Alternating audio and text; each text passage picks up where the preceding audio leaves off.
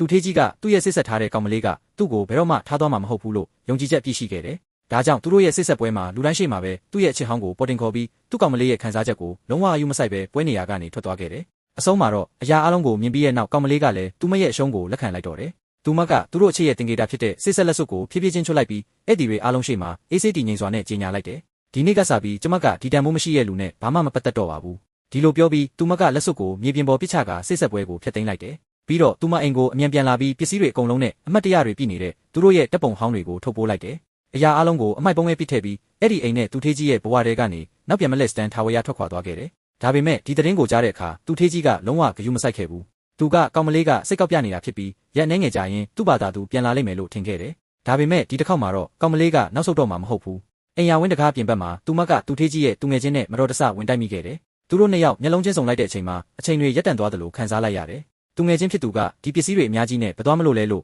နူးညံ့စွာမေးလိုက်တယ်။အဲ့ဒီအချိန်မှာကောင်မလေးကသူ့ကိုအဖြစ်အပျက်အားလုံးကိုပြောပြလိုက်တယ်။ဒီအကြောင်းကိုကြားတော့သူငယ်ချင်းဖြစ်သူကစိတ်ထဲမှာပျော်သွားပေမဲ့အပြင်မှာတော့မပြခဲ့ဘူးဘာလို့လဲဆိုတော့သူကသူမကို10နှစ်လောက်တိတ်တခိုးသဘောကျနေခဲ့တာကြောင့်ပဲ။ပြီးတော့ကောင်မလေးကအလုပ်အတွက်နေစရာရှာနေတယ်လို့ပြောတာကိုကြားလိုက်ရတဲ့အခါသူပိုတောင်အံ့နာသွားခဲ့တယ်။အဲ့ဒီနောက်သူထေးကြီးရဲ့သူငယ်ချင်းကတတိမွေးပြီးသူမကိုလက်ထပ်ခွင့်တောင်းလိုက်ရမှာသူမကချက်ချင်းပဲသဘောတူလိုက်တယ်။ဒီစကားကြားတော့အမျိုးသားကသူ့နားကိုသူမယုံနိုင်ဖြစ်သွားပြီးသူတို့နှစ်ယောက်တရားရုံးကိုအမြန်သွားကလက်ထပ်လိုက်ကြတယ်။ကောင်မလေးကဒီလက်မှတ်ကိုရှင်းစီမှာပဲတင်ထားပါလို့ပြောပြီးကျန်တဲ့ပစ္စည်းတွေသွားယူဖို့အိမ်ကိုပြန်သွားခဲ့တယ်။အမျိုးသားကသူ့သဘောကျနေတဲ့ကောင်မလေးကိုဒီလိုပုံစံနဲ့လက်ထပ်လိုက်ရလိမ့်မယ်လို့ဘယ်တော့မှမတွေးခဲ့ဘူး။တစ်ဖက်မှာတော့သူထေးကြီးကဘာမှမသိသေးဘူး။တစ်ပတ်ကြာခရီးကပြန်ရောက်လာတဲ့အခါသူ့ရဲ့စစ်ဆက်ထားတဲ့ကောင်မလေးပြန်မရောက်သေးတာကိုတတိထားမိလိုက်တယ်။အဲ့ဒီနောက်သူနင်းနေစိုးရိမ်လာပြီးသူမစီဖုံးဆက်ဖို့စဉ်းစားလိုက်တယ်။ဒါပေမဲ့အဲ့ဒီအချိန်မှာပဲသူမစီကလမ်းခွဲစကားပြောတဲ့စာတစောင်ရောက်လာပြီးသူ့ကိုဘလော့သွားခဲ့တယ်။ဒေါသတကြီးနဲ့သူထေးကြီးကသူမရဲ့အိမ်လိပ်စာကိုစုံစမ်းပြီးအိမ်ကိုပြန်လာဖို့အတင်းချက်ခေါ်ဖို့အတွက်အဲ့ဒီကိုတန်းသွားခဲ့တယ်။ဒါပေမဲ့ကောင်မလေးကရှင့်ရဲ့အချစ်ဟောင်းကိုရွေးချယ်လိုက်တဲ့နေ့ကလေးကတို့နှစ်ယောက်ရဲ့ပတ်သက်မှုက